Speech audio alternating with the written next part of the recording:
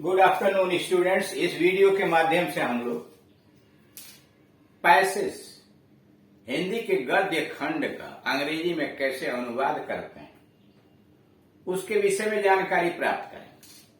जो भी पैसेज दिए गए होते हैं उसमें वाक्य छोटे भी हो सकते हैं, बड़े भी हो सकते हैं।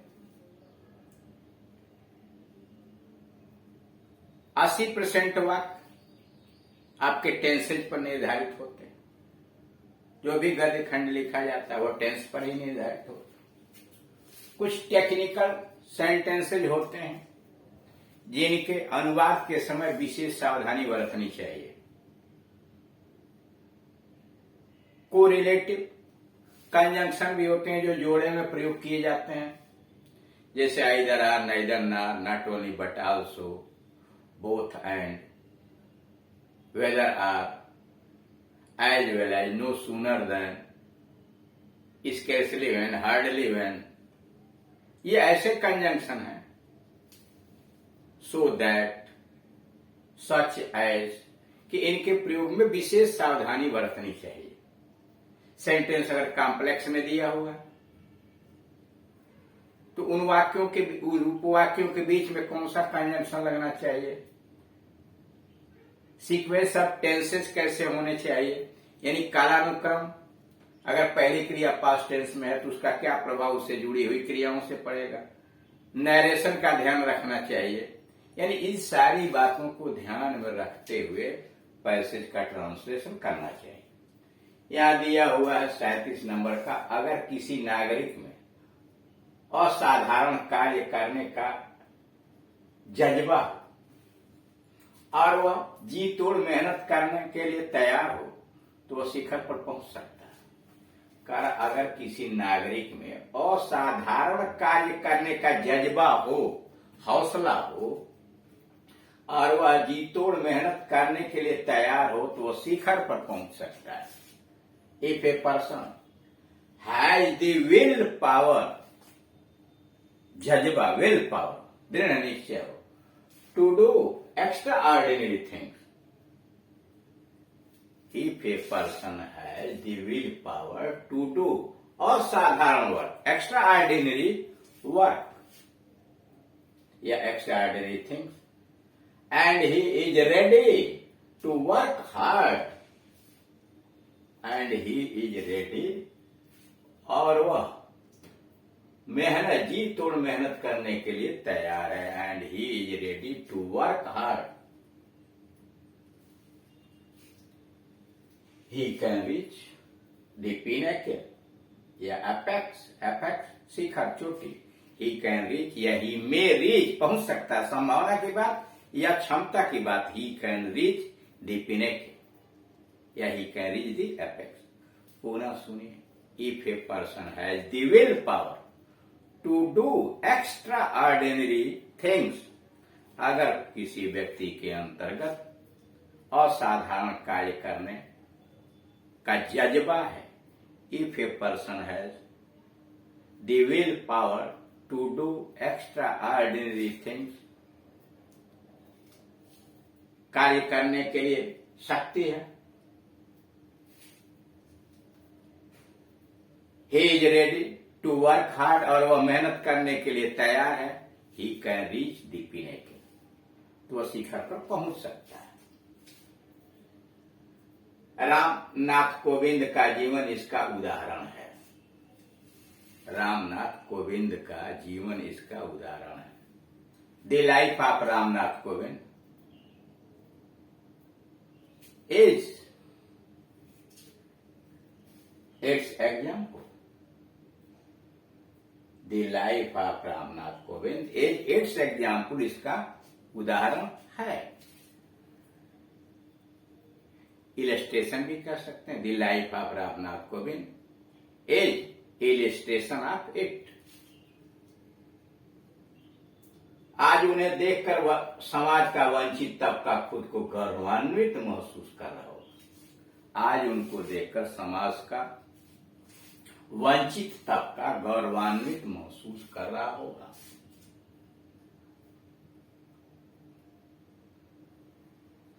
ऑन सीइंग हिम, उनको देखकर, the deprived section of the society, समाज का वंचित वर्ग, द डिप्राइव्ड वंचित सेक्शन वर्ग of the society would be feeling blessed, would be feeling blessed, अपने आप को गौरवान्वित महसूस कराएगा, या वुड बी फीलिंग डिग्निफाइड, गौरवान्वित महसूस कर रहा होगा, would be feeling dignified on seeing him, उनको देखने के बाद, the deprived section of the society would be feeling, महसूस कर रहा होगा, ब्लेस्ड या डिग्निफाइड, फीलिंग देमसेल्फ डिग्निफाइड, अपने आप को गौरवान्वित महसूस कर रहा हो। न जाने कितने लोग मन ही मन कोविंद से प्रेरित हो रहे हैं, कारण न जाने कितने लोग रामनाथ कोविंद से प्रेरित हो रहे हैं। Many people would be getting motivated, प्रेरित हो रहे हैं। Many people would be getting motivated by Kovind, many people would be getting motivated, प्रेरित हो रहे होंगे बाय रामनाथ कोविंद, उनका स्वाभिमान बढ़ा होगा, लोकतंत्र के लिए एक बड़ी बात, उनका स्वाभिमान बढ़ा होगा, their self respect would have gone up, their self respect, उनका आत्मसम्मान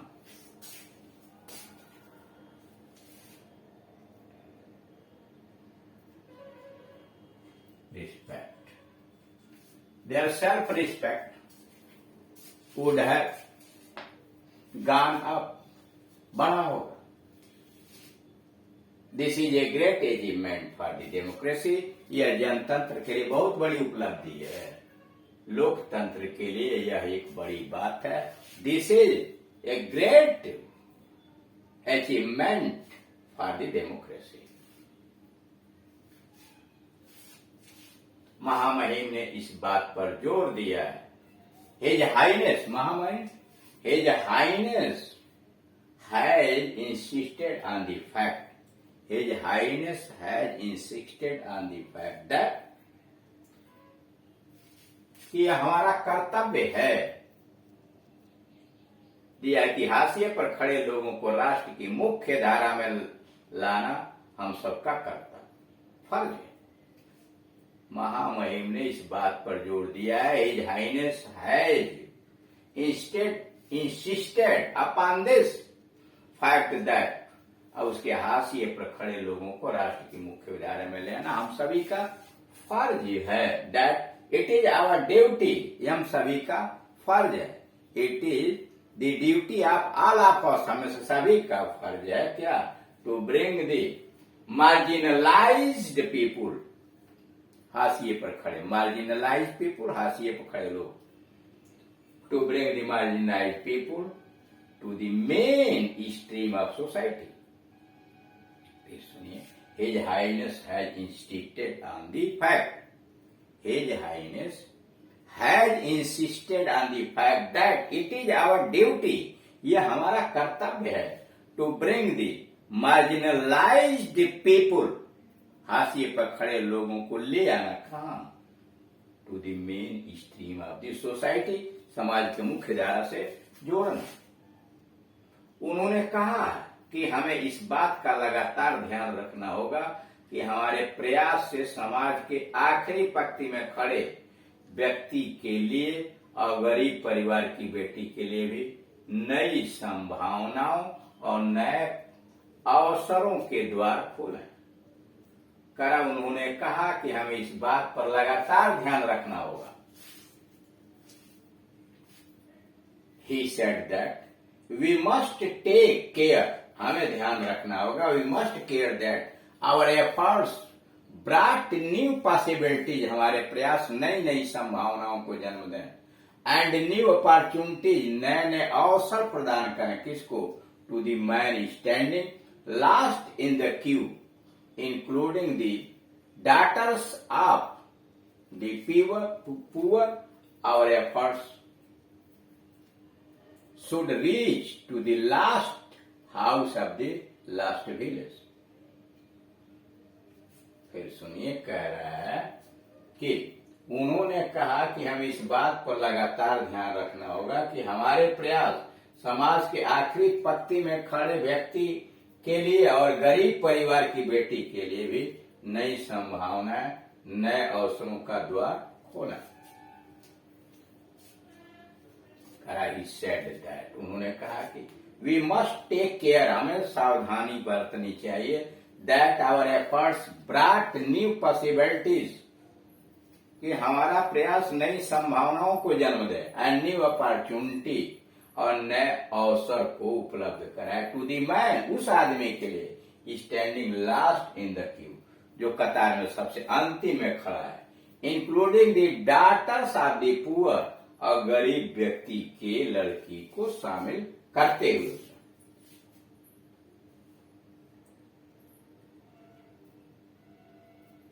Our effort should reach to the last house of the last village, हमारा प्रयत्न आखिरी गांव के आखिरी घर तक पहुंचने चाहिए। Our effort should reach to the last house of the last village. And this,